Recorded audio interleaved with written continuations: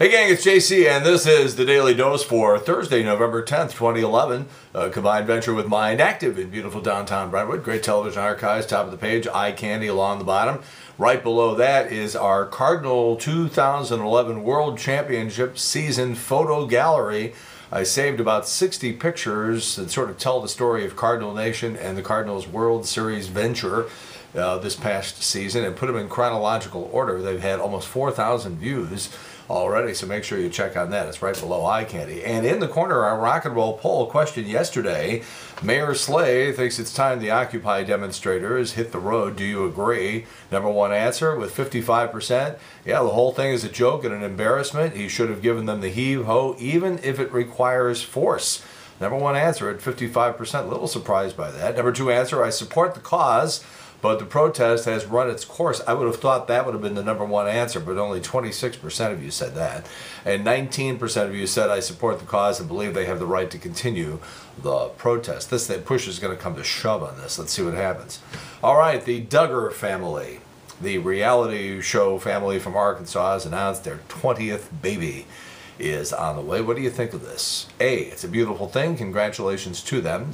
B, the whole thing starts getting weird after the first dozen, or they are total freaks. You know, I don't understand the religious implications of this. I don't understand why you have to dress like Mrs. Butterworth when you decide to have like 70 kids and you turn your uterus into a clown car.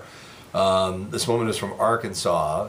She's pregnant with her 20th kid. She's married to a guy named Bob. No stereotype there. These people have never heard of birth control. And I think it's sort of time to treat these sorts of stories for what they really are. And that is that mommy and daddy are sex addicts, okay? Let's just deal with it, okay? They're sex addicts. Moving right along. How about this Eddie Murphy story? So people raised a lot of eyebrows when Eddie Murphy was chosen to host the Oscars, and now his buddy makes a gay slur of sorts, and so they fire him. And Eddie Murphy says, "Well, if he's gone, I'm gone," and it looks like it's going to stick. So how far does this Penn State scandal reach? Billy Crystal probably going to end up doing it. You could see this coming from a mile away. Maybe Steve Martin and Alec Baldwin, Tina Fey, some of those people might be helping out from what I hear. Nancy Grace, cut from Dancing with the Stars. Now she can get back to her busy schedule of trying to locate every missing blonde girl on the planet. All of Herman Cain's sexual harassment victims may appear at a press conference coming up. They have to find a day where the Saints won't be using the Superdome.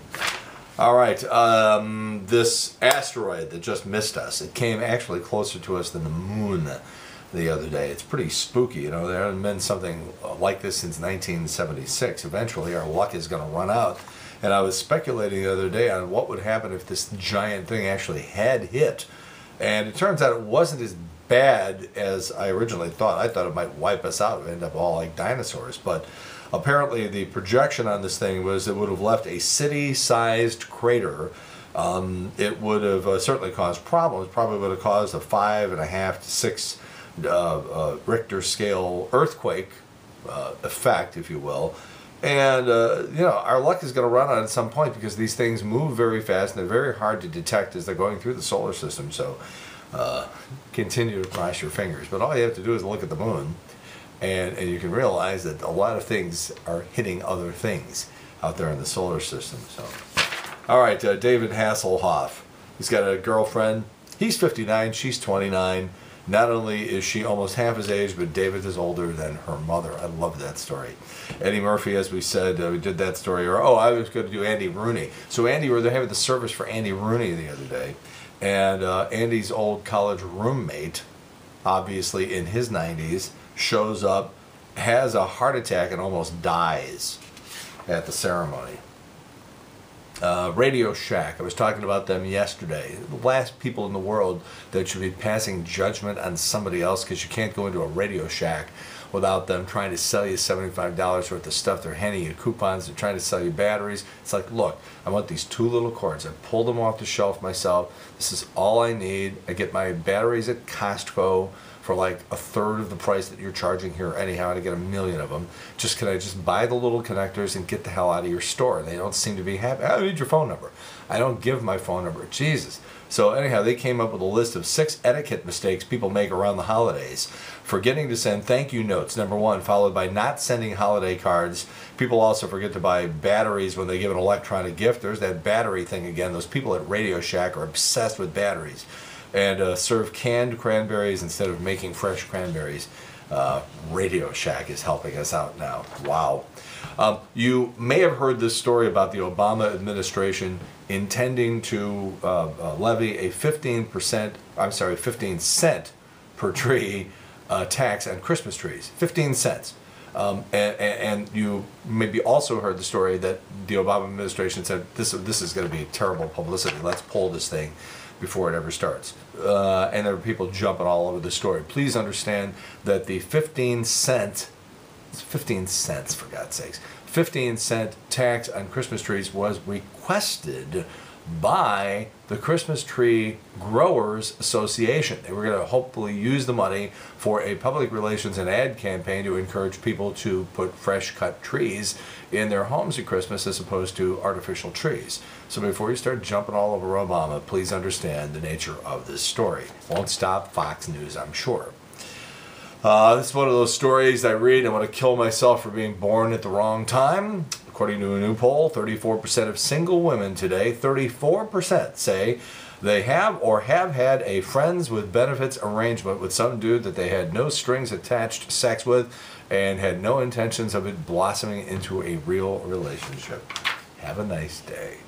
All right, we've got the results here from the annual Harris poll that asks people what U.S. state they would most want to live in, and not surprisingly, it's good weather. Hawaii, California, and Florida are your top 3. New York gets all the votes for the state that you would least like to live in. And I lived in New York State, and it ain't a party. It really ain't. But there are worse places, I think. 2/3 of Americans say it's important for the president to have strong religious faith, and 1 in 5 say they wouldn't vote for somebody that did not have the same religious faith that they did. 53-year-old protester from the Occupy New Orleans rally found dead in his tent on Tuesday. He'd been dead for 2 days. Ew. There's a 35-year-old woman that claims Mel Gibson is the father of her unborn baby. Here we go. Veterans stay homeless longer than other homeless people. 62% of homeless vets have been homeless for 2 years, compared to 50% of non-vets. The average homeless vet spends 6 years without a home compared to 4 years for non-vets. But we have lots of TV shows and even commercials that show how joyful it is when somebody returns from combat. And that joy, first of all, is probably maybe 5 to 10% of somebody coming home from the military, coming home from war, gets a big celebration in a barn with Christmas lights and people popping Bud Lights and Budweisers all over the place. Boy, that commercial irritates me. And that was even a TV show. And then the news always runs these stories where some father shows up at the grade school assembly and surprises the kid, and that's all great and everything. But the idea that they're trying to get across to you is that somehow this is typical, and it absolutely is not. This is an absolute shame. Then you have congressmen who cut the veterans' benefits when nobody's looking, think they're going to get away with it. It's disgusting. Dr. Howard Wright is a retired St. Louis area dentist who spent years trying to find a way to get the kids to brush their teeth, especially brush them more and brush them longer. And it has taken more than a decade, but it looks like he's got it. It's called Vortex toothpaste, and it changes colors while you're brushing your teeth. The idea is that kids will keep brushing longer and harder to get the toothpaste to change colors. I don't know if it'll work, but it sure sounds like a good idea. Vortex also doesn't produce as much foam as other toothpaste because apparently little kids get panic-stricken when the toothpaste foams up because they think they're going to choke and not be able to breathe. Who knew? The toothpaste, by the way, isn't Howard's first invention. 20 years ago, he came up with the Storm Scuba Diving Safety Whistle, which is the loudest whistle in the world and can be heard up to 50 yards underwater. I didn't even think that sound from a whistle could travel underwater. Okay, you ever get the idea there's all sorts of stuff going on in the world you have no idea about? J. Edgar opens tomorrow at a theater near you, and we know where you are, by the way. Leonardo DiCaprio is in it, and it's directed by Clint Eastwood. We'll have the review tomorrow on the Big 550 KTRS, and I'll do it here too. Glee's controversial sex teen episode was a bust in the ratings. Only 6.9 viewers tuned in. I think it's funny that a sex episode had 6.9 million viewers, by the way. Lowest rated episode of Glee this season. Piers Morgan took over for Larry King. He's also on America's Got Talent, and he's just like, it's just grueling. Sitting there watching people perform for an hour is just taking the life out of me. Plus, I got to do my CNN show. He's quitting America's Got Talent. Adam Sandler was on David Letterman last night, and something unexpected took place. And that is that Dave just raved about Adam Sandler's new movie. And I mean, it was a genuine, ongoing, I mean, he must have mentioned it 10 times how much he enjoyed the movie, particularly likes the cameos in Jack and Jill. I was going to blow the movie off. Now, because I got a low tolerance for this guy. You know, it's like a little Adam Sandler goes a long, long way. He makes a lot of junky movies. The comedies I generally find not funny. The serious movies that he makes I find interesting and fairly good. Although, you know, just sort of still keeping something happening in the movie, keeping it from being sensational. But I'm going to go see this now because of Dave's recommendation. We'll see what happens. It was 19 years ago on this date that Axl Rose was found guilty of inciting a riot at the then Riverport Amphitheater. He was given a suspended sentence in order to donate $10,000 to each of 5 charities. And it was on this date in 2001, the first iPod went on sale. Almost 1.5 billion iPods have been sold since. All right, Russell Johnson having a birthday today. He's 87. That would be the professor on Gilligan's Island. There's only 3 people left from the cast of Gilligan's Island, that of course being Dawn Wells, who was Mary Ann, Tina, who was Ginger, and of course the professor, as we said, is 87 today. The professor had a real name, by the way. A lot of people don't know it. Roy Hinckley. The skipper's name was Jonas Grumby, and Ginger's last name was Grant. Mary Ann's last name was Summers. Thurston Howell III, his wife Lovey, real name Eunice Wentworth Howell. And Gilligan actually didn't have a last name that was mentioned on the show, but Sherwood Schwartz, who was responsible for producing that series, always said that his name was Willie Gilligan, and Gilligan was his last name. All right, you get stuff here you just can't get anywhere, folks. All right, we have an eye candy today. It's a short video called Crime Scene Investigation.